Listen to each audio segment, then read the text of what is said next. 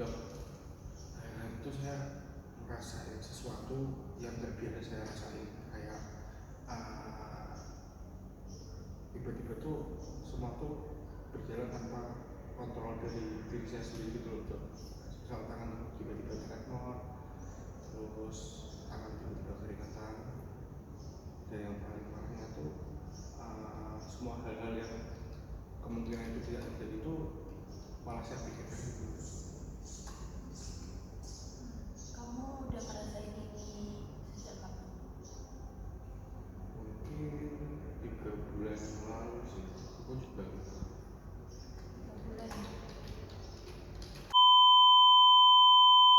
Dalam praktik psikologi, setiap interaksi seperti ini harus dijalankan sesuai kode etik. Namun, bagaimana jika aturan tersebut dilanggar? Berikut beberapa contoh yang sering terjadi dalam praktik psikologi.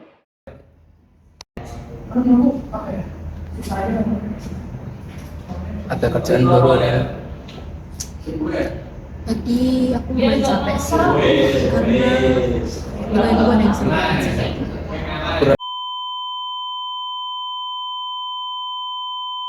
Stop. Tindakan ini merupakan pelanggaran serius dalam kode etik psikologi. Berdasarkan pasal 24 tentang kerahasiaan data, psikolog wajib menjaga seluruh informasi klien. Bahkan, tanpa menyebut nama, informasi yang mengarah pada identitas tetap tidak boleh dibocorkan.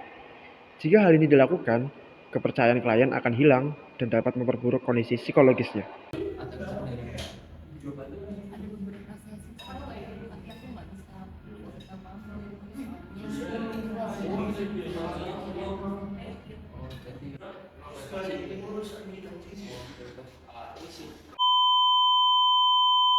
Ini benar.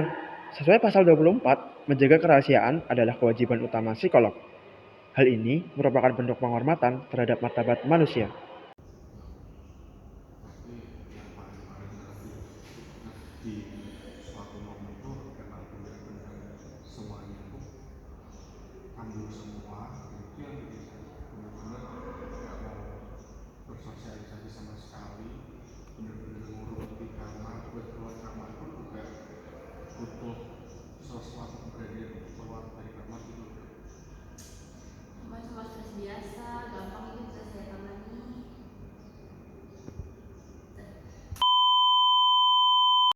Stop. Tindakan ini melanggar pasal 7 tentang kompetensi profesional. Psikolog hanya boleh memberikan layanan sesuai dengan keahlian dan pelatihan yang dimiliki.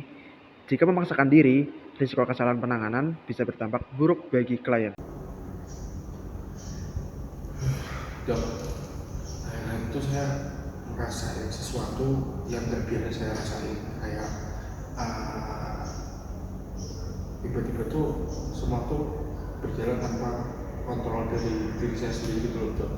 Misal tangan tiba-tiba tremor, terus tangan tiba-tiba keringatan, dan yang paling parahnya tuh semua hal-hal yang kemungkinan itu tidak terjadi itu malah saya pikirkan gitu. Kamu udah ngerasain ini sejak kapan? Mungkin 3 bulan yang lalu sih, aku juga 3 bulan.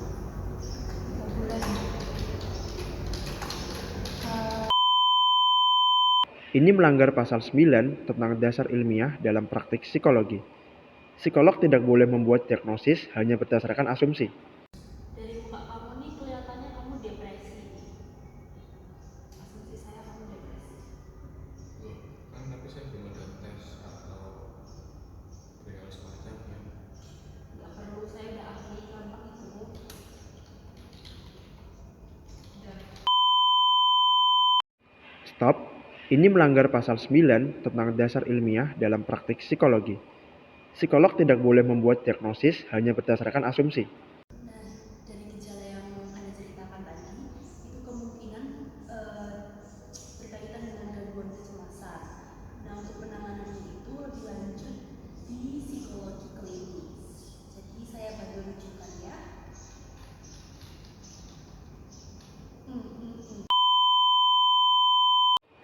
Ini benar.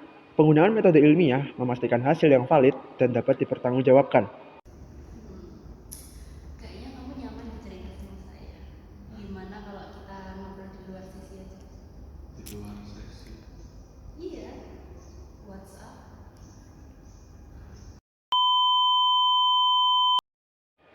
Stop. Ini melanggar pasal 19 tentang hubungan profesional. Hubungan pribadi dapat merusak objektivitas dan berpotensi merugikan klien. Untuk selanjutnya, saya akan melakukan tes lebih lanjut dan observasi seperti wawancara, kemudian tes psikologi agar mengetahui hasil yang lebih akurat. Ini benar. Hubungan profesional menjaga batas yang sehat antara psikolog dan klien. Udah, kita langsung mulai tes aja ya. Nanti juga tahu sendiri ya.